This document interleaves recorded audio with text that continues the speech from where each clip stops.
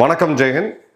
America மற்றும் சீன ஊடகங்கள் அதிகமாக கவர் பண்ண ஒரு அன்யூஷுவலான நியூஸ் என்ன அப்படின்னு பார்த்தீங்கன்னா, இந்தியாவுடைய தேசிய பாதுகாப்பு ஆலோசகர் திரு அஜித் தோவல் அவர்கள் பீஜிங்கில் போய் சைனாவுடைய வெளியுறவு அமைச்சர் வாங்கி அவர்களை சந்திச்சது.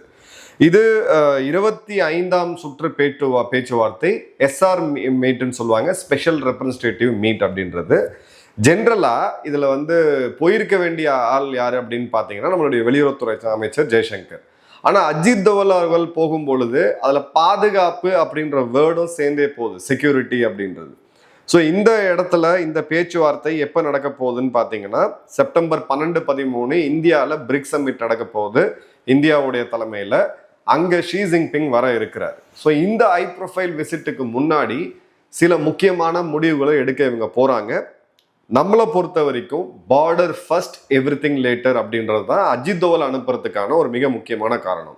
வெளியுறவுத்துறை அமைச்சர் போகும்பொழுது trade, commerce, diplomacy, border, security எல்லாத்தையும் சேர்த்து பார்ப்பாங்க. ஆனால் என்எஸ்ஏவை நம்ம அனுப்புகிறோம் அப்படின்ற போது அங்கே பார்டர் செக்யூரிட்டி மட்டும்தான் ஃபர்ஸ்ட், மிச்சது எல்லாமே செகண்டரி அப்படின்ற ஒரு பாயிண்ட்ல தான் இந்தியா தெளிவாக நிற்குது. இப்போ நம்ம ரொம்ப முக்கியமாக பார்க்க வேண்டியது என்ன அப்படின்னு பார்த்தீங்கன்னா, என்எஸ்ஏ அவங்களுடைய வெளியுறவுத்துறை அமைச்சர் வாங்கி அவர்களை மட்டும் சந்திக்கல, சைனாவுடைய துணை அதிபராக இருக்கக்கூடிய ஹான் ஜெங்கையும் சேர்ந்து சந்திக்கிறார். ஹான் ஜெங் யார் அப்படின்னு பார்த்தீங்கன்னா, அடுத்த ஷி ஜின்பிங்கு ஒரு பாசிபிள் சக்சஸராக இருக்கக்கூடிய ஒரு மிக முக்கியமான லீடர். இந்தியன் எம்பாசி, அங்கே இருக்கக்கூடிய சைனாவில் இருக்கக்கூடிய இந்தியன் எம்பாசி அவங்க என்ன சொன்னாங்க அப்படின்னு பார்த்தீங்கன்னா, ரெண்டு தரப்பும் பீஸ் அண்ட் ட்ராங்குவிலிட்டி, அமைதியை பேசினாங்க பார்டர் ஏரியாஸில். அதே மாதிரி பைலேட்ரல் ரிலேஷன், இரு நாட்டு உறவு, economical, political and multilateral fora in accordance with the consensus reach between the leaders of the two countries. இரண்டு நாடு தலைவர்கள் என்ன பேசினாங்களோ, பேசி முடிவெடுத்தாங்களோ, அந்த இதில் பார்டர் செக்யூரிட்டி இதெல்லாம் பற்றி நாங்கள் பேசியிருக்கிறோம். ஸோ இந்த இடத்துல நம்மளுடைய வெளியுறவுத்துறை அங்கே இருக்கக்கூடிய தூதரகம் என்ன சொல்கிறாங்கன்னா, பீஸ் அண்ட் ட்ராங்குவிலிட்டி அப்படின்றத அமைதி, பார்டரை ஃபஸ்ட்டு போட்டுட்டு அதுக்கப்புறம் மிச்சதெல்லாம் போடுறாங்கன்றதை பார்க்குறோம். 24ஆம் தேதி காலையில் பீஜிங்கில் போய் இறங்குறாரு. அவங்களுடைய வெளியுறவுத்துறை அமைச்சர் வாங்கி அவர்களை சந்திக்கிறாரு. பிறகு சைனாவுடைய துணை அதிபரை போய் சந்திக்கிறாருன்றதை பார்க்குறோம். இதில் சைனாவுடைய ஃபாரின் மினிஸ்டர் இருக்கக்கூடிய வாங்கி அவர்கள் ரொம்ப முக்கியமாக நம்ம பார்க்க வேண்டியது ஷி ஜின்பிங்கோடைய ரைட் ஹேண்ட் மேன், அவங்களுடைய பொலிட் பீரோவுடைய மெம்பர், அதே மாதிரி office of the central commission for foreign அஃபேர்ஸோடைய தலைவர். ஸோ அவங்களுடைய டாப் 5 பவர்ஃபுல் பீப்புளில் இருக்கக்கூடிய 5 நபர்களில் ஒரு 3 இல்லை 4வது நபராக இருக்கக்கூடிய மிக முக்கியமான ஆள். இந்த ஸ்பெஷல் ரெப்ரஸன்டேட்டிவ் மீட்டிங் முதல் சுற்று எப்போ நடந்துச்சுன்னு பார்த்தீங்கன்னா 2019. அதன் பிறகு இது 2024 மீண்டும் ரெஸ்யூம் ஆகுது. அந்த 2020 நடந்த கல்வான் கிளாஷுக்கு பிறகு 4 வருடம் இந்த பேச்சுவார்த்தை அப்படின்றது நடக்கல.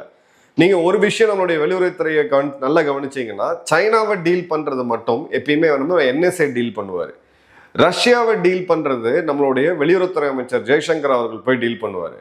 அமெரிக்காவை டீல் பண்ணும்பொழுது மோஸ்ட்லி பார்த்தீங்கன்னா ஒன்று வெளியுறவுத்துறை அமைச்சர் இல்லை பியூஷ் கோயல் அவர்கள், இன்னொரு அமைச்சர் யாராக இருப்பாங்க. ஸோ ஒரு ஃபுட்பாலில் பார்த்தீங்கன்னா மேன் மார்க்கிங்னு ஒரு பிரின்சிபல் இருக்குது. ஒரு குறிப்பிட்ட பிளேயருக்கு இன்னொரு பிளேயரை வச்சு மார்க் பண்ணி விளையாடுவாங்க. இந்தியாவுமே இந்த வெளியுறவு கொள்கையை பொறுத்த வரைக்கும் அப்படிதான் பண்ணிட்டு இருக்கிற மாதிரி தெளிவான இண்டிகேஷன்ஸ் வருது. இப்போது இந்த இடத்துல 10 பாயிண்ட் அண்டர்ஸ்டாண்டிங்கை பற்றி இவங்க பேசுகிறாங்க. இதில் ரொம்ப முக்கியமானது, இந்தியாவுக்கும் சைனாக்கும் எப்பயுமே பிரச்சனை காலத்துலையும் சரி, பிரச்சனை இல்லாத டைம்லையும் ஒரு விஷயம் நல்லா ஒர்க் ஆகிட்டு இருக்கிறது என்ன அப்படின்னு பார்த்தீங்கன்னா, WMCC, working mechanism for consultation and coordination அப்படின்றது தான். இது பல கட்டங்களில், அதாவது நம்மளுடைய இராணுவ அதிகாரிகள் அவங்களோட இராணுவ அதிகாரிகள் சந்தித்து பேசுவாங்க. சமீபத்தில் நீங்கள் சோஷியல் மீடியாவில் பார்த்துருக்கலாம், இந்திய சீனவர்கள் ஒன்றா சேர்ந்து பாட்டு பாடுறது, பாலிவுட் பாட்டு பாடி சிரித்து டான்ஸ் ஆடிக்கிட்டு இருக்க வீடியோஸ்லாம் வருது. ஸோ இது எல்லாமே பப்ளிக்கு இந்த ரெண்டு நாட்டுடைய உறவு என்ன லெவல்ல இருக்கு அப்படின்றத ரெண்டு தரப்புமே காமிக்கக்கூடிய ஒரு ஆப்டிக்ஸ் தான். ஸோ இந்த ஒரு பாயிண்ட்ல பார்டர் மேனேஜ்மெண்ட்ல இருக்கக்கூடிய மிக முக்கியமான பிரச்சனை ஒன்று ஈஸ்டர்ன் லடாக் மற்றும் அருணாச்சல் பிரதேசம். இதை திபெத்தோடைய ஒரு பகுதி, தெற்கு திபெத்னு அவங்க கிளைம் பண்றாங்க. எந்த இடத்துல ஓரளவுக்கு ஸ்மூத்தாக போயிட்டு இருக்கு அப்படின்னு பார்த்தீங்கன்னா, ஹிமாச்சல், சிக்கிம், உத்தராகண்ட் மாநிலத்தில் இருக்கக்கூடிய எல்லையில் ஸ்மூத்தாக தான் போயிட்டு இருக்கு. ஸோ என்னை பொறுத்த வரைக்கும் ஒரு பிரேக் த்ரூ அறிவிப்பு வர்றதுக்கான வாய்ப்புகள் இருக்கு. இந்தியாவில் இருக்கக்கூடிய சிக்கிம் மாநிலம் மற்றும் சைனாவில் இருக்கக்கூடிய பார்டரை லைனை ஃபைனலைஸ் பண்ணி இதுதான் பார்டர்னு சொல்லி ரெண்டு நாடுகளும் அக்ரி பண்ணுறதுக்கான வாய்ப்புகள் இருக்கு. ஓரளவுக்கு சென்ட்ரல் ஹிமாலயாஸ்ன்னு சொல்லக்கூடிய அந்த பகுதியில் இருக்கக்கூடிய இந்திய சீன எல்லையிலையுமே இந்த ஒரு வாய்ப்பு, இந்த ஒரு ஒரு பார்டரை வரையறுத்து ரெண்டு நாடுகளும் ஒத்துக்கக்கூடிய அப்படின்ற ஒரு பாசிபிலிட்டின்றது நிச்சயமா இருக்கு. பட் இது நான் வந்து பிரியம் பண்ணல. ஏன்னா எஸ்கலேஷன் ஒரு பக்கம் போயிட்டு தான் இருக்கு. எஸ்கலேஷன் இப்ப நடக்கல. பட் அருணாச்சல் பிரதேஷோடைய கிராமங்கள் பேரை மாத்துறது, அதுக்கப்புறம் அங்க ரொம்ப பக்கத்துல அந்த மிலிட்ரி பில்டப் அதிகப்படுத்துறது, பிளஸ் பிரம்மபுத்திரா நதியை தடுத்து ஒரு உலகத்தோடைய மிகப்பெரிய அணையை கட்டுறது, இதெல்லாம் சைனா பண்ணிக்கிட்டு இருக்காங்க. ஸோ சைனா இந்தியா நட்பு நாடுகள்ன்ற நம்ம ஒரு குயிக்கான கன்க்ளூஷனுக்கு வர முடியாது. ஆனா இருக்கிற இடத்துல சில ப்ராக்ரஸை பண்ணணும் அப்படின்றதுல ரெண்டு நாடுகளும் உறுதியா இருக்காங்க. இந்த இடத்துல 2025 இந்த 25ஆம் சுற்று பேச்சுவார்த்தை அப்படின்றது கிரவுண்ட்ல ஏதாவது ஒரு மூவ்மெண்ட் இருக்கா அப்படின்றத நம்ம அப்சர்வ் பண்ணோம். சீனாவுடைய படைகளை அவங்க திரும்ப வாபஸ் பெறுறாங்களா, இந்தியா தன்னுடைய படையை வாபஸ் பெறுதா, இல்ல பழைய பெட்ரோலிங் பாயிண்ட்ஸுக்கு மீண்டும் வந்து பாத்தீங்க அப்படின்னா ஒரு நாடும் தங்களுடைய ஃபிளெக்சிபிலிட்டியை வந்து கொண்டு வராங்களா, இதெல்லாம் நம்ம பார்க்க வேண்டியதா இருக்கு. பட் பார்டர் மேனேஜ்மெண்ட் புரோட்டோகால் அப்படின்றது இந்தியாவுக்கும் சைனாக்கும் எப்பயுமே எஃபெக்டிவா தான் இருந்துகிட்டு இருக்கு. இந்த இடத்துல டீலிமிட்டேஷன் அப்படின்றத மிக முக்கியமானது. எது எல்லை அப்படின்றது ரெண்டு நாடுகளும் ஒத்துக்க வேண்டிய அந்த ஒரு பாயிண்ட்ல அட்லீஸ்ட் ஓரளவுக்கு ஒரு ஒப்பந்தம், குறிப்பா சிக்கிமோ இல்ல வந்து சென்ட்ரல் ஹிமாலயஸ் பகுதியில் இருக்கக்கூடிய பார்டர்ல வரையறுக்கிறதுக்கான ஒரு வாய்ப்பு அப்படின்றது பிரகாசமா இருக்கு. மிச்சபடி டைரக்ட் ஃபிளைட்ஸு, விசா, ட்ரேட் நார்மலைஸ் பண்றது, எஸ்சிஓ பிரிக்ஸ் பத்தி பேசுறது, அமெரிக்காவுடைய இப்ப இருக்கக்கூடிய ரோல் வெஸ்ட் ஏஷியால ரெண்டு நாடுகளும் சைனாவும் இந்தியாவும் ஒரே மாதிரி பாதிக்கப்படுறது, இதெல்லாம் பத்தி பேசுறதுக்கான வாய்ப்பு இருக்கு. ஏன்னா இந்த 2 வாரத்துக்குள்ள இது 2வது ஹை ப்ரொஃபைல் மீட்டிங் அப்படின்றத பாக்குறோம். ஏன்னா செப்டம்பர் 12, 13 2 பெரிய தலைவர்கள், 3 பெரிய தலைவர்கள் நேருக்கு நேர் சந்திப்பாங்க. புத்தின், ஷி ஜின்பிங் மற்றும் பிரதமர் மோடி அவர்கள் 3 பேரும் சந்திக்கும் பொழுது அந்த ஷேக் ஹேண்ட் கொடுக்கும்போது ஏதாவது ஒரு பாசிட்டிவான நியூஸ் வரணும். அது பாசிட்டிவா நியூஸ் வரல அப்படின்னா இதுக்கு நேரெதிராக இருக்கக்கூடிய வெஸ்டர்ன் பிளாக் அதை வந்து அவங்க ரசிப்பாங்க. இன்ஃபேக்ட் சைனாக்கு வந்து பிரதமர் மோடி அவர்கள் போயிட்டு ஷி ஜின்பிங், மோடி அவர்களும் புத்தின் அவர்களும் சந்திச்சிட்ட பிறகு பிரதமர் மோடியும் புத்தினும் தனியா ஒரு ½ கார்ல பயணம் பண்ணதெல்லாம் பாத்தீங்கன்னா அன்னைக்கு நைட்டு அமெரிக்க இரவு நேரத்துல ட்ரம்ப் எதிர்த்து ஒரு பதிவு போடுறாரு. இந்த 3 பேரும் ஒன்று கூடிட்டாங்க, இந்தியா, ரஷ்யா மற்றும் சைனா ஒன்று கூடிட்டாங்க, அமெரிக்காவை எதிர்க்கிறதுக்கு தான் இது அப்படின்ற அந்த மெல்டவுனை வந்து நம்ம பார்க்க முடிஞ்சது. ஸோ இந்த நிகழ்வுல இது கண்டிப்பா ஒரு ஆப்டிக்ஸ் அப்படின்றத தாண்டி ஏதாவது சில முக்கியமான அறிவிப்புகள், இதுவரை இல்லாத ஒரு அறிவிப்புகள் வரணும் அப்படின்றத தெளிவா பார்க்கறாங்க. ரஷ்யா இதுல நிறைய மீடியேட் பண்ணிட்டு இருக்காங்க, சைனாவுமே சில விஷயத்தை ரியலைஸ் பண்ணிட்டு இருக்காங்க, இந்தியாவுக்கும் சில விஷயம் ரியலைஸ் ஆகுது. ஏன்னா இப்போ ஒரு லேட்டஸ்ட், அதாவது நம்ம கோவிடுக்கு பிறகு இந்தியா கிட்ட ஒரு சீரியஸான ப்ராப்ளம் இருக்கு. அது என்ன அப்படின்னு பாத்தீங்கன்னா வெளிநாடு முதலீடுகள் உள்ள வர்றது பெருமளவுக்கு இப்ப கம்மியாயிருக்கு. ஒரு மாதிரி சேச்சுரேஷன் ஆகி அதுக்கப்புறம் கம்மியாயிருக்கு. ஸோ சைனாவுடைய முதலீடுகள் மீண்டும் இந்தியா அனுமதிக்கணும் அப்படின்ற போது இந்தியா என்ன பண்றாங்கன்னா border first, rest everything is நெக்ஸ்ட்ன்ற மாதிரி அந்த பாலிசியில போறாங்க. சைனாவை பொறுத்த வரைக்கும் ட்ரேட் பத்தி பேசுவோம், காமர்ஸ் பத்தி பேசுவோம், மினரல்ஸ் பத்தி பேசுவோம், சோலார், ஈவி இதை பத்தி பேசுவோம், பார்டரையும் பேசுவோம் அப்படின்ற அந்த நிலைமையில அவங்க இருக்காங்க. ஸோ நம்மளுக்கு ஒரு அட்வர்சரி தான், அதில் மாற்று கருத்தே கிடையாது. நாளைக்கு மீண்டும் இந்தியா பாகிஸ்தான் யுத்தம் வந்தா கண்டிப்பா அவங்க பாகிஸ்தான் பக்கம் தான் நிற்பாங்க. அதுலயும் பெரிய மாற்று கருத்து எதுவுமே இருக்க முடியாது. பட் ஒரு காமன் எனிமி அப்படின்றதும் இந்தியாவுக்கும் சைனாக்கும் இருக்கு. இப்போ அமெரிக்கா செஞ்சுட்டு இருக்கக்கூடிய சித்து விளையாட்டுகள். ஸோ ஓரளவுக்கு ரெண்டு நாடுகளும் ஒரு கான்ஃபிடன்ஸை பில்ட் பண்ணணும்ன்றத கண்டிப்பா பார்ப்பாங்க. இப்போ முக்கியமான ஃப்ரிக்ஷன் என்ன, இந்த ரெண்டு நாடும் இணைந்து செயலாற்றவே முடியாது, அதாவது ஒரு கம்ப்ளீட் நண்பனா மாற முடியாதுன்றதுக்கான ரீசன் என்ன அப்படின்னு பார்த்தீங்கன்னா, ஃபர்ஸ்ட் அருணாச்சல் பிரதேஷ், அதுக்கப்புறம் கிழக்கு லடாக். அருணாச்சல் பிரதேஷ் அவங்கள பொறுத்த வரைக்கும் ஜங்னான் அப்படின்ற ஒரு மேண்ட்ரின் பேரை அவங்க கொடுத்துருக்குறாங்க. ஜங்னான் அப்படின்றது தெற்கு திபெத் அப்படின்றது. திபெத்தே ஃபர்ஸ்ட் சைனாவோடது கிடையாது, திபெத்தே ஆக்கிரமிக்கப்பட்ட பகுதி. நாம பஞ்சசீல கொள்கைன்னு சொல்லி கொஞ்சம் அவசரப்பட்டு அருணாச்சல் பிரதேசையும் கிழக்கு திபெத்தையும் இந்தியா அப்படின்றத சைனா அறிவிக்கிறதுக்கு முன்னாடி நாம வந்து திபெத்தை சைனாவுடைய ஒரு பகுதியை அங்கீகரிச்சோம். அதன் பிறகு அதுக்கு ஒரு கைமாறா 1962 இந்தியாவுக்கு ஒரு மிகப்பெரிய யுத்தத்தையும் சைனா கொடுத்தது, அதில் நம்ம தோல்வியும் அடைஞ்சோம். ஸோ அந்த வரலாறை தாண்டி சைனாக்கும் இந்தியாவுக்கும் பார்த்தீங்கன்னா இந்த மிஸ்ட்ரஸ்ட் அப்படின்றது என்னைக்குமே இருந்திருக்கும். எப்பப்பெல்லாம் இந்தியாவுடைய புது தலைவர்கள் வந்து ராஜீவ்காந்தி அவர்களா இருக்கட்டும், நரசிம்மர் அவர்களா இருக்கட்டும், மன்மோகன் சிங் அவர்களா இருக்கட்டும், நம்ம இப்ப பிரதமர் மோடி அவர்களா இருக்கட்டும், ஒரு ஸ்டெப் எடுத்து வைக்கும் போது அதுல ஒரு முன்னு ஒன்று சொல்லிட்டு பின்னாடி ஒன்று செய்யக்கூடிய ஒரு மனப்பான்மை உள்ள ஒரு லீடர்ஷிப் இருக்கு. ஆனா இப்போ கால சூழ்நிலை நிறைய மாறி இருக்கு. மிலிட்ரியோடைய அந்த கேப்பை இந்தியா சைனாவுக்கு வந்து ரொம்ப க்ளோஸாக நம்ம க்ளோஸ் பண்ணிக்கிட்டே வரோம்.